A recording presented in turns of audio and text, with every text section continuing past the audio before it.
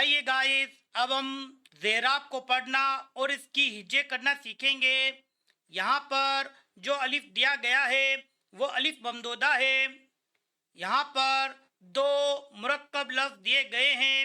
پہلا مرکب لفظ زہر، دوسرا آب، زیراب۔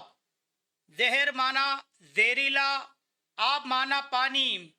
زیراب کا مطلب ہے زہریلا پانی یا ایسا پانی جو پینے کے قابل نہ ہو۔ گائز، یہاں پر 3 حروف دیے گئے ہیں۔ پہلا حرف زے ہے جس کے اوپر زبر کی اعراب ہے۔ یہاں پر دوسرا حرف ہے اور تیسرا حرف رے ہے۔ ہم ان 2 حروفوں کو زبر کی مدد سے پڑھیں گے۔ زے زبر زا، ہے رے زبر ہر، زہر۔ الف مد زبر آ، بے ساکن، آپ، زہراب۔